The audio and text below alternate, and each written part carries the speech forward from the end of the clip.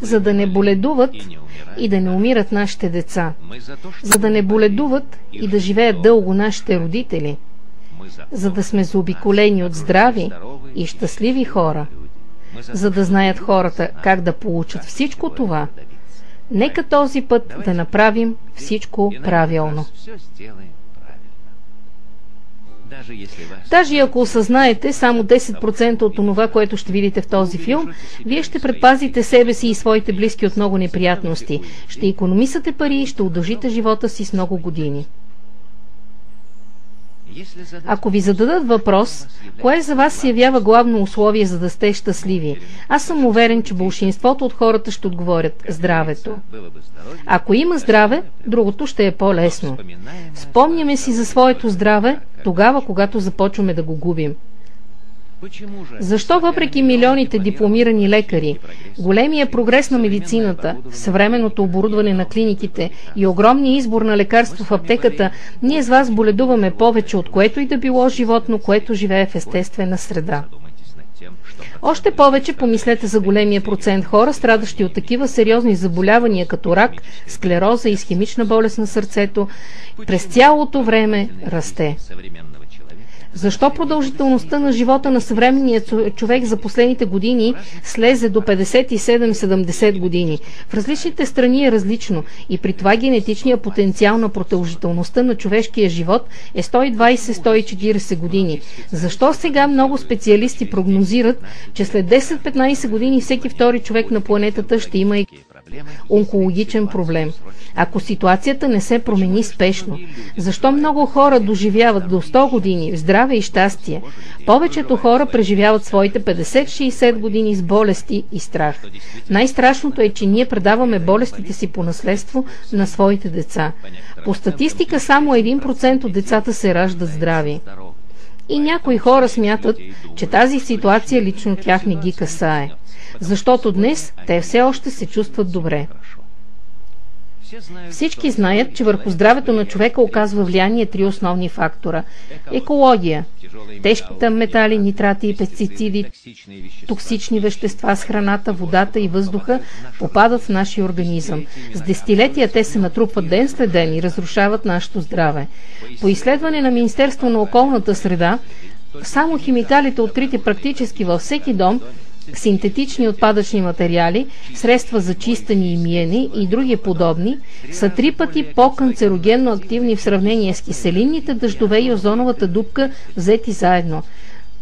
Медиците нагледно доказаха, че 80-90% от раковите заболявания са предизвикани от въздействието на околната среда. Не забравяйте и за постоянното въздействие на радиацията. Ултравиолетовите лъчи, електромагнитните излъчвания и други патогенни рискове. Ние знаем, че да изменим ситуацията не е в нашите възможности. Вие познавате ли хора, които не са подложени на стрес? Такива хора просто няма. Ние всеки ден изпитваме стрес. На работата стрес, на улицата стрес, растат цените в магазина стрес. Видяли сме новините по телевизията, отново стрес. Стресът има свойството да се натрупва и удря по нашия организъм и като следствие се появяват сърдечно-съдови заболявания и редица други проблеми. Ще ви дадем един пример. Средностатистическия врабец се намира в условия на постоянен стрес, при търсене на храна, външни опасности и други. Продължителността на живота на такъв врабец е 1-2 години. Учените установили, че ако предпазим врабеца от стреса, преместим го в типичните за неговите условия, той ще живее 17 години.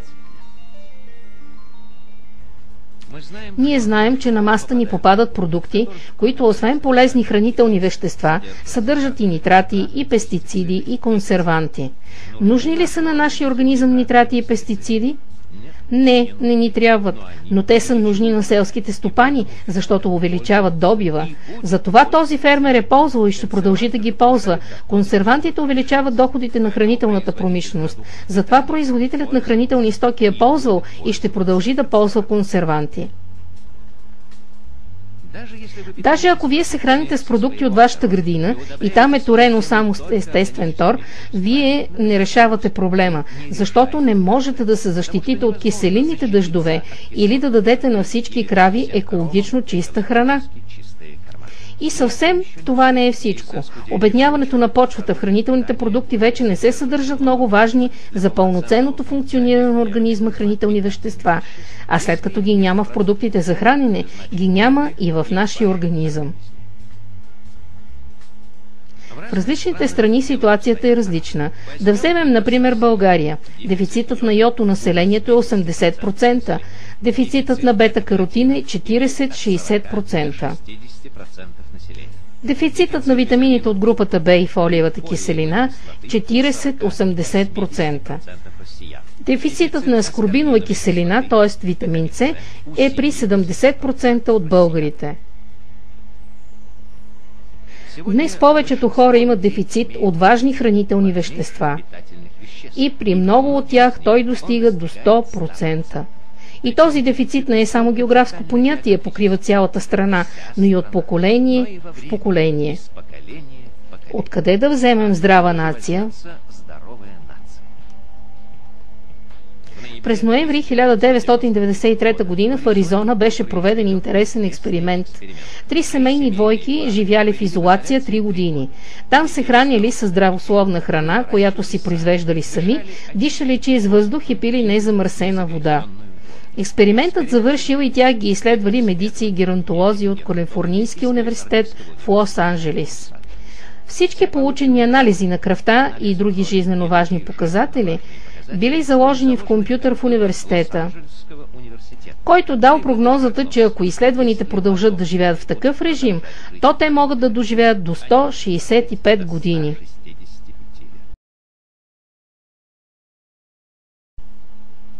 Как да предпазим себе си и да съхраним своето здраве в такива неблагоприятни условия? За това е необходимо ние да се въоръжим със знания. Нашето тяло, всички органи се състоят от клетки. Нека да видим какво става с нашите клетки във времето. За по-кратко ние ще упростим разказа. Живота на човека може да се раздели на 3 етапа. Първият етап – имунитета на младия организъм е достатъчно силен. Междуклетъчното пространство не е замърсено. С въздуха, водата и храната в нашия организъм започват да постъпват токсични вещества, но организмът е в състояние самостоятелно да ги изведе практически в това количество, в което ги е получил. И ние сме здрави. Вторият етап. Под въздействие на неправилното хранене, стреса и под въздействието на неблагоприятните фактори на околната среда, нашия имунитет отслабва. Организмът вече не може да изведе всички вредни токсични вещества, попаднали в него. В междуклетъчното пространство започват да се натрупват токсини. Човек започва да усеща това. Появява се умора, усеща се болка в главата. Ако човек в този момент измени своя стил на живот, измени своето отношение към храненето, той ще се върне обратно към първия етап. Но ако не, той ще премине към следващия етап. Трети етап. Токсините стават толкова много, че те започват да проникват вътре в клетките, където се намира светая светих, нашата ДНК. Това е нашата наследствена информация. Обикновено в този етап от живота си човек има цяла редица хронични заболявания. Наследствена информация се предава на нашите деца. Те се раждат с патология и към това вече сме привикнали. Спокойно казваме, това е вродено. Като че и така трябва да бъде. Както отбелязва Детския фонд към ООН и УНИЦЕФ, през 2007 година са умрели 9 милиона и 700 хиляди деца до 5 годишна възраст. 18 деца умират всяка минута. Замислете се за тези цифри. За последните 10 години нивото на детската инвалидност се увеличи 2 пъти. Четвърти етап. Клетката ни издържа и спира да функционира нормално. Разрушават се органи и цели системи. Възникват неизлечими болести и настъпва смърт. Всички хора минават през тези етапи. Някои по-бързо, други по-бавно. Къде се намирате вие, можете да определите и сами. Има такава шега, че болестите станаха толкова много, че не лекарите, а болните не стигат. И искат да ни убедят, че изходът от тази ситуация е в широко рекламираните лекарствени препарати. Изпиваш хапчето, хоп и готово. Болката си отиде и можеш да продължиш да живееш. Можеш, но въпросът е как и колко. Когато у човека възникне сериозен проблем и не може да се реши с химични средства, той интуитивно разбира, че му е време да се обърне към природата. Започва да се интересува от природните методи, биоколечение и други. Нямайки достатъчно информация, той започва да се допитва до хора, които имат вече опит. Сблъскват се с противоречиви методи и започва да съмнява в ефективността на самите методи и се подлага на операция. После следва адаптация, т.е. преодоляване на последствията от операцията, ограничение в храненето, но следват нови разходи, нови проблеми, нови лекарства. Порочен кръг. И колко ли трябва да е обърка на главата на съвременния човек, да го отдели от отличното самочувствие, щастието да е здрав и това да е точно сега, предизвиква повече проблеми. Заставя човекът отново и отново да се връща към болестта. И в този капан попадат повечето хора. Те попадат тук заради недостатъчните си знания, заради оскъдната информация. Къде сте вие? Доказано е, че повечето заболявания възникват поради недостиг на елементи. Витамини, минерали, ферменти и така нататък. В нужните пропорции, в нужното време, на нужното място в нашия организъм. Поради този недостиг отслабва имунитета. Организма започва да работи на авариен режим. А разбираме, че в такъв режим той няма да работи дълго. Например, ако в организма има дефицит на витамин С и Е, бета-каротин и селен, съществува опасност от развитие на рак. Ракът е една от основните причини за смъртността в целия свят. Годишно от тази болест умират 7,5 милиона човека. Докато вие гледате този филм от рак, ще умрат около 800 човека.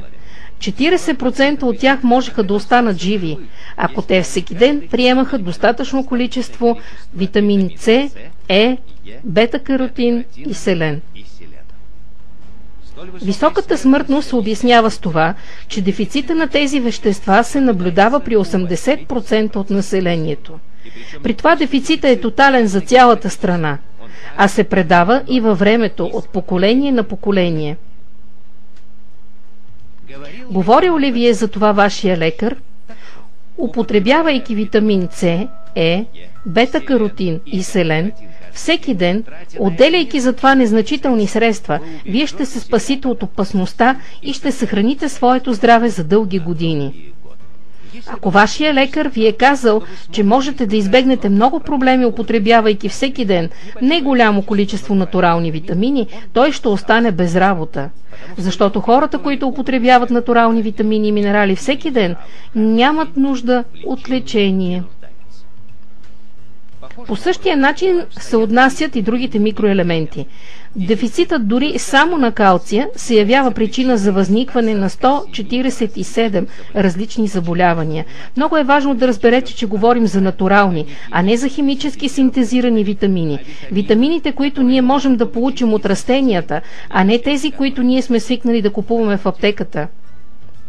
За да съхраните или да възвърнете вашето здраве, или ако наистина искате да доживеете 100 години, запомнете, това е ваш избор. На първо място избягвайте безмисления риск. Разбира се, ако вие играете руска рулетка, пушите, пиете, тичате в средата на платното в пиков час, рискувате да попаднете под автомобил. Вие наистина няма да доживеете до 100 години. Всичко това звучи забавно, но вие не си представяте колко много хора умират всяка година за това, че правят подобни глупости.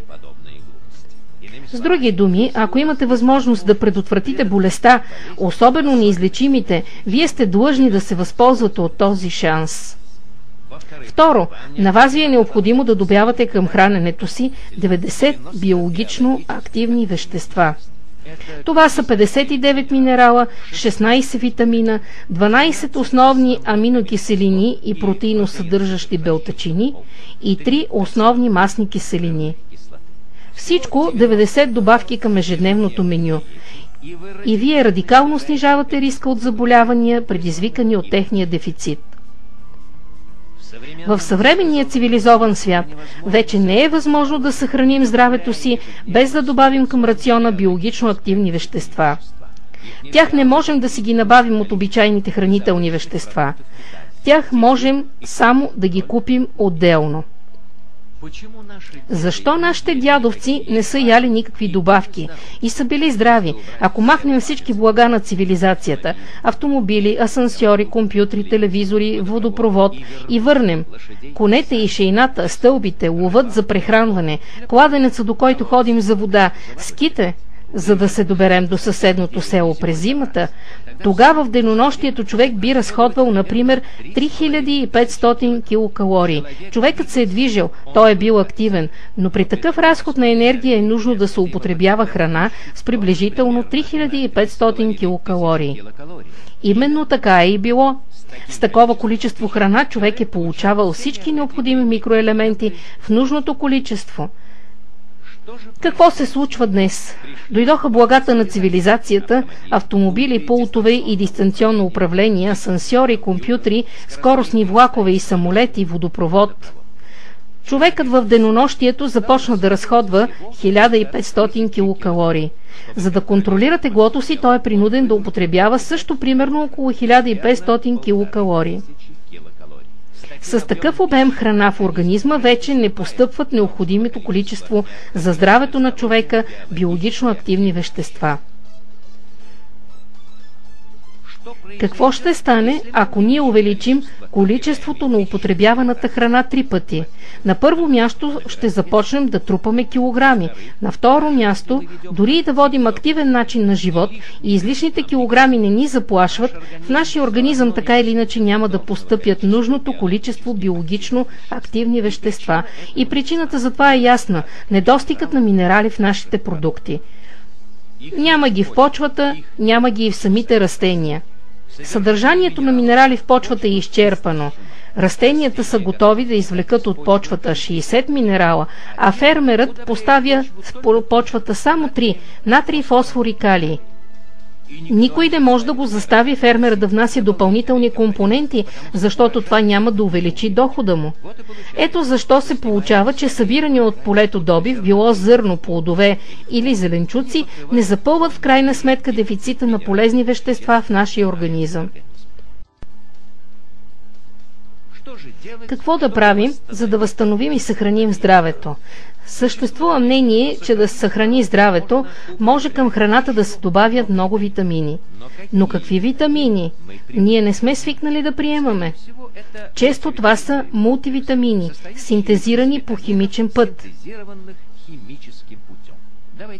Нека да поговорим за това. Природният витамин С, а именно такъв е нужен на нашия организъм, се състои от 7 изомера. Оказва се, че към днешна дата на учените им се е удало да синтезират само един от 7-те изомера на истинския витамин С. Какво се получава? Това е витамин инвалид. Такова е положението и с другите витамини. Например, витамин Е. В природата той се състои от 8 токоферола, а учените са успели да синтезират само един. Получава се така, че химически синтезираните витамини правят нашата урина скъпа. Защото всичко, освен натуралното, е чуждо за организма. Именно за това, когато ние пием такива витамини, нашата урина се оцветява в ярко-оранжево и мирише на химия. Организма просто ги извежда. А нас ни уверяват, че употребявайки такива витамини всеки ден, ние ще съхраним своето здраве. Има още един изход – да се обърнете към лекарствата. Много хора вече са разбрали, че този път е без изход. Тук на нас ни трябват знания. Хората, ежедневно приемащи лекарства, са много, иначе няма да има толкова много аптеки.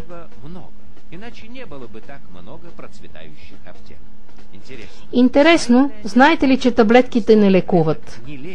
Те дори теоретично не могат да излекуват болестта.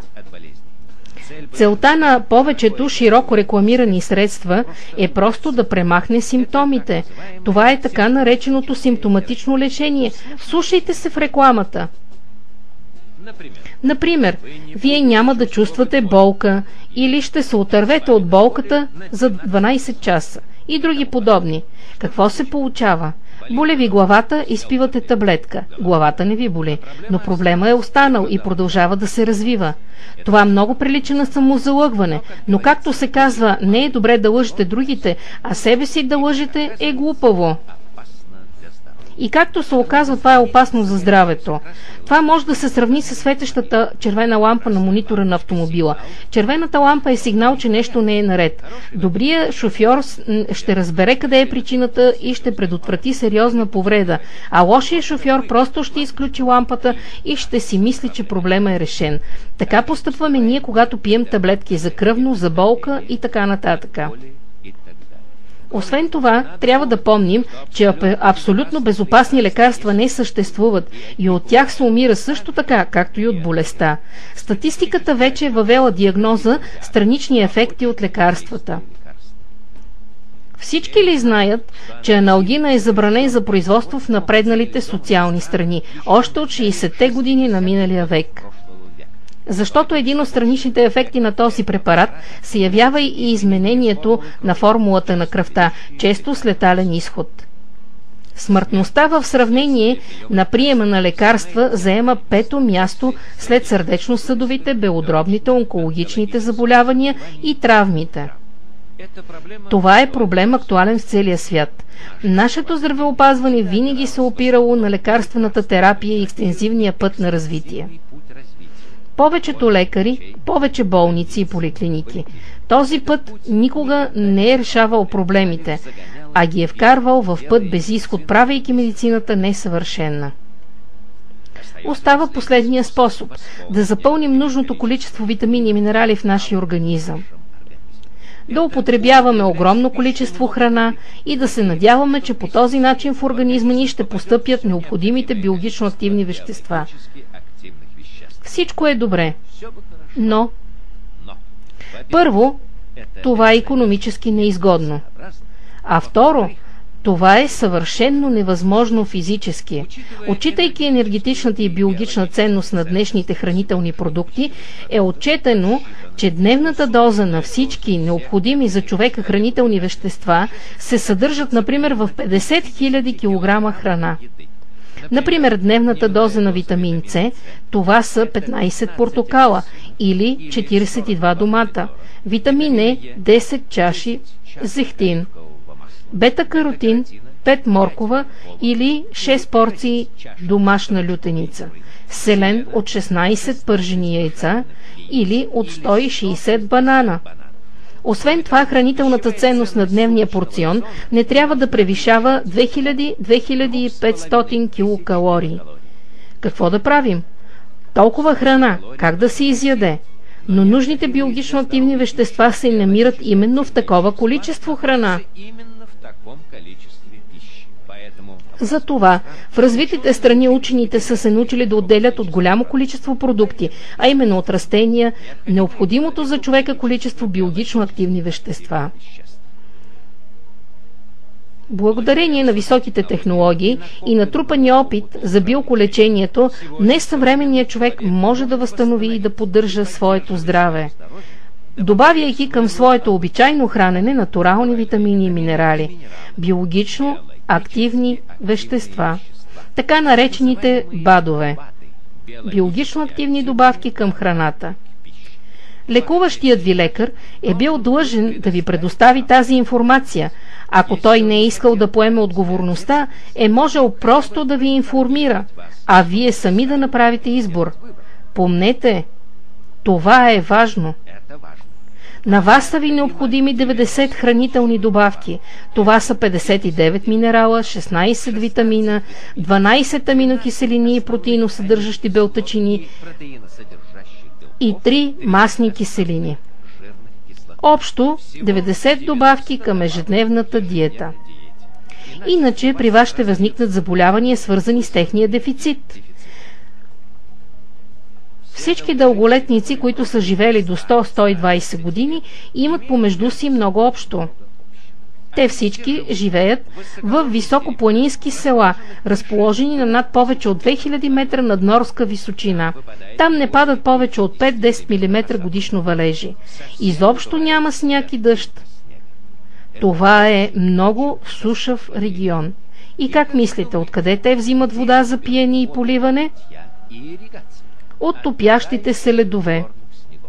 Водата, която изтича от тези ледници, не е така чиста и прозрачна като изворната.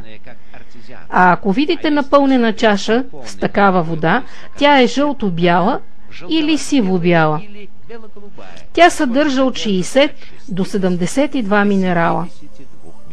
В Тибет я наричат ледно мляко. Тук тази вода не само я пият, но и което е по-важно, с нея поливат земята година след година, реколта след реколта, от поколение на поколение в продължение на повече от 2000 години.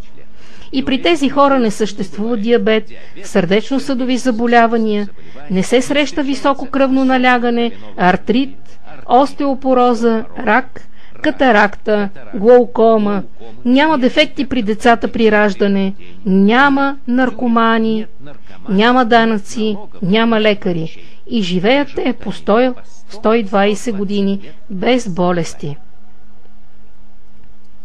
Всеки път, когато вие един ден не получите необходимите минерали, вие съкращавате живота си с няколко часа или даже с няколко дни. В Япония средната продължителност на живота на мъжете е 79 години и 85 за жените. Вече отдавна са намерили изход от тази ситуация.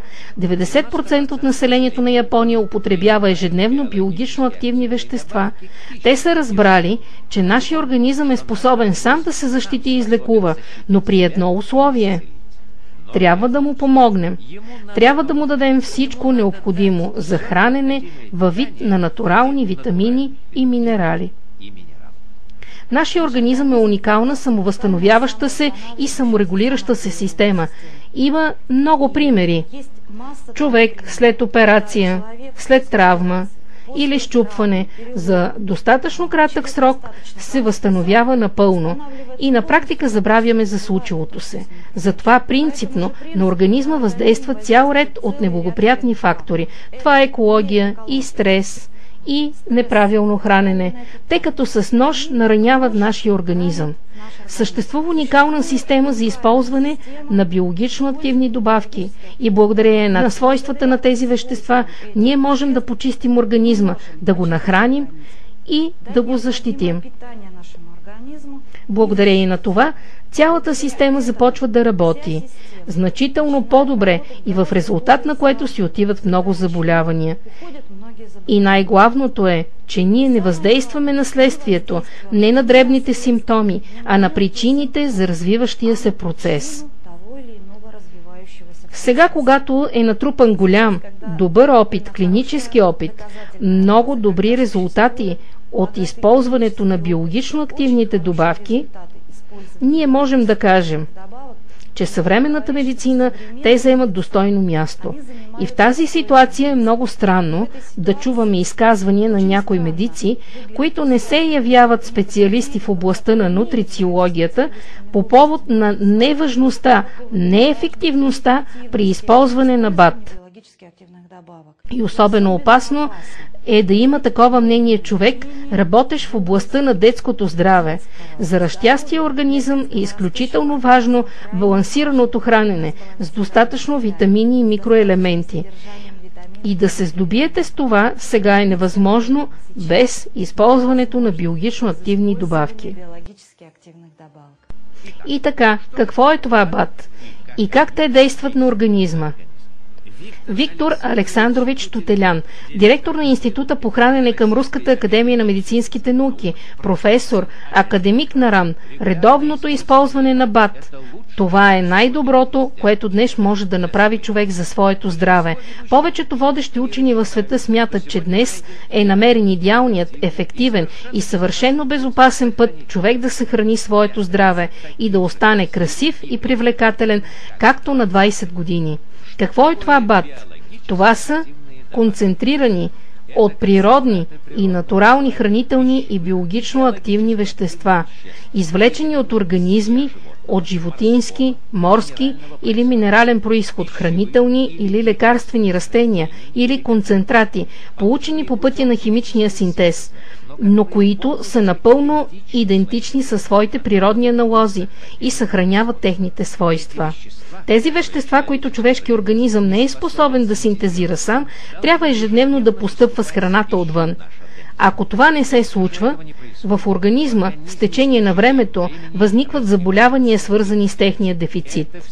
Това винаги довежда до снижаване способността на организма да се бори с вредните фактори на околната среда, до влошаване на здравето, до снижаване на работоспособността, до ускоряване на процеса на стареене. Владимир Абдулаевич Дадали: БАД, това не е лекарство, не е средство за лечение на болест, а средство за отстраняване на причините, довели до тази болест. Затова оздравителният ефект, който те оказват, е съпоставим с въздействието на фармакологичните средства, а често и го превишават. За голямо съжаление трябва да кажа, че много лекари, освен знания за калций, магнезий, калий и йод, не си дават сметка за голямото значение на другите микроелементи. Например, цинк, селен, бор и други. Повечето проблеми със здравето и профилактиката пряко са свързани именно с дефицита на микроелементи и могат да се решат, ако тези микроелементи се внедрят в системата на нашето хранене. И за голямо съжаление на студентите по медицина, за това и досега нищо не се казва. Лайнус Полинг, 2 пъти лауреат на Нобеловата награда. Ще дойде времето, когато лекарят няма да лекува язва, артрит или хемороиди, които се явяват само следствие, а първопричината – дефицита на магнезий, калий, селен. Доктор на медицинските науки професор Юрий Петрович Гичев. Днес различни фирми предлагат множество БАД, обезпечавайки ни с всички необходими за нашия организъм микронутриенти, които ние недополучаваме с храната. Що се касае до страничните въздействия на хранителните добавки, по данни на СЗО, Световната здравна организация, то е нищожно и се измерва със стотни от процеса, а в същото време, в следствие на лечението с лекарства, по същите данни боледува всеки 5 човек. Голяма заблуда е да се считат за вредни БАД. И което е най-обидното, сред заблудените има немалко медици. Борис Петрович Суханов, академик в Международната академия по информатизация, доктор на медицинските науки, професор в катедрата по хигиена на храненето и токсикология към Московската медицинска академия и Института по хранене на Руската академия на медицинските науки. Без БАД днес не може да се разчита на здраве и добро самочувствие, нито здравия, нито болния човек. Столетия човек търсеше чудодейната панацея, средство срещу всички болести, но ако човек на време започне да употребява БАД, то е напълно вероятно в повечето случаи напълно да забрави за прием на лекарства за дълги години. Днес ние можем да кажем панацея? Не, благодаря. Ние няма да се лекуваме, защото ние няма да боледуваме. Помните ли, всеки път, когато вие за един ден не приемате минерали, вие съкращавате живота си с няколко часа или с няколко дни. За да не боледуват и да не умират нашите деца, за да не боледуват и да живеят дълго нашите родители, за да сме заобиколени от здрави и щастливи хора, за да знаят хората как да получат всичко това, нека да пристъпим към работа и този път да направим всичко правилно.